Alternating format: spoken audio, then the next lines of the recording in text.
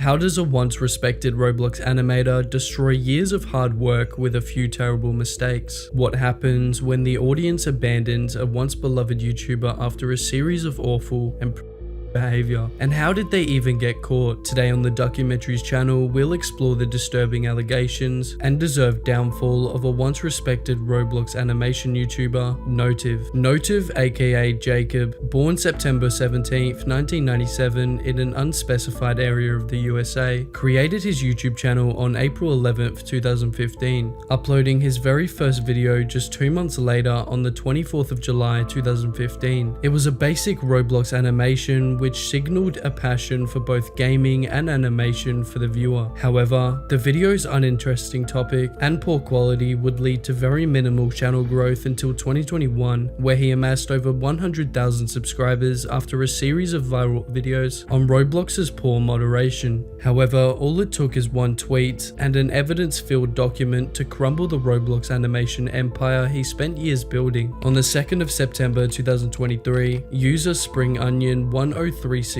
posted to Twitter saying this, coming out about Notive: he is a and has manipulated many others in private. Below is a document detailing his actions. Little did anyone know, this one document contained the evidence which would not only permanently destroy the reputation, but also life and friendships Notive spent so long garnering. An alleged victim of Notive, Alfie, tweeted out saying this: "Some stuff I wanted to say about Notive. Sorry for all of this so suddenly. This is not my full experience, just a summary of my feelings right now. I had told my parents about everything and I'm being supported, thanks for your time." Alfie would go on to state, "Hi, for some time I've been struggling dealing with all the weight that man had put onto me from when I was 15 to 16, before revealing a terrifying accusation against Notive. I had been concerned by someone I had genuinely admired into doing things that I did not enjoy." Alfie also went into more detail, stating, "I had been heavily objectified and by the person who I trusted deeply. This man knew so much about me and my past experiences with assault and people exactly like him," explaining that they wished they'd noticed the signs and gotten help, along with distance from Notive earlier. "I wish I was able to get help earlier and not after. Now I have to live with these scars forever." Next, Alfie divulged the anxiety and doubt leading up to the publication of the career-ruining document they contributed evidence to. "The weeks leading up to the document finally being published, I've been feeling very anxious and paranoid. Things that he had shown to me were engraved into my head," before foreshadowing a harrowing accusation which would be later revealed in its full depravity in the reputation-ruining document. "I remember so well telling him I was scared, seeing him,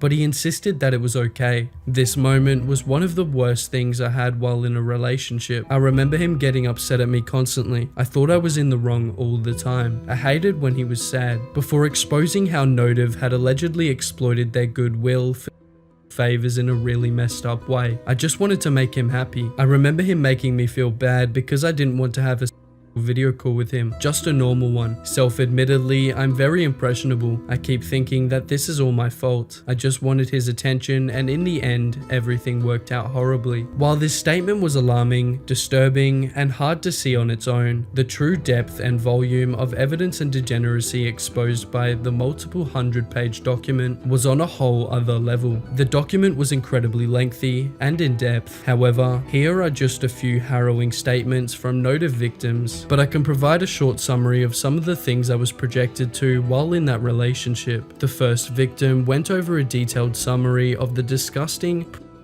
an awful relationship between 18-year-old Notive and them as a vulnerable, traumatized 15-year-old. "When I was 15, I met Notive. At the time, he was 18 and continued on the relationship till only a few months ago. The age gap is of 3 years. While on the surface, this age gap appeared somewhat normal or even pretty ordinary, 15 and 18 is certainly weird. You've got someone in the middle of puberty and high school, and another, a fully grown adult with every freedom and responsibility." The victim continued their disturbing statement with, "While in that relationship, Notive was incredibly towards me, and at some points would make me feel bad for not wanting to show him my body on video call." The victim further explained Notive's manipulation, coercive, and predatory behavior towards him, exposing Notive as a disturbing creep in need of help, or even more seriously, a prison cell. I remember one time I told him I wanted to video call, and he assumed I wanted to show myself to him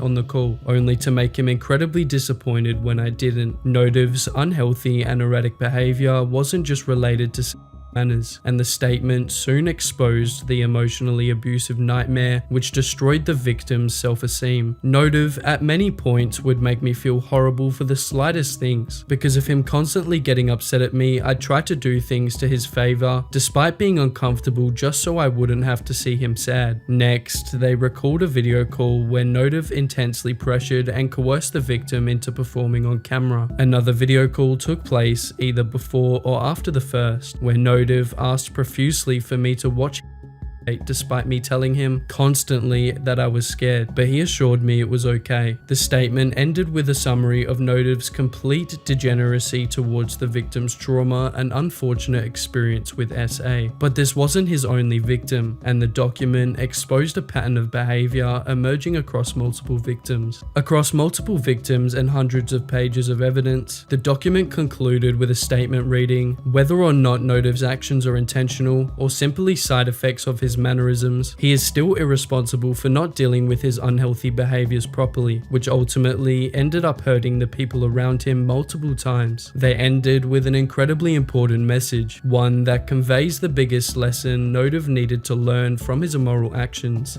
Should never be tolerated or excused for obvious reasons, and struggling with an addiction or mental illness should also never be an excuse to hurt others. If he is really regretful of what he has done, he needs to accept the consequences of his own actions. They have been a burden upon his victims and friends who had to deal with that bullshit for a long amount of time. Despite exposing Notive's behavior for what it was, manipulative, and disgusting, the document's end took a compassionate and empathetic closure. The end of the document showed that while holding Notive accountable for his behavior by making it public, the most important goal was the safety of victims. It exposed that while Notive's behavior may not have been intentionally negative or harmful, his selfish and ignorant attitude towards the feelings, boundaries, and desires of others was incredibly destructive. It revealed that this behavior was the cause of many relationship breakdowns.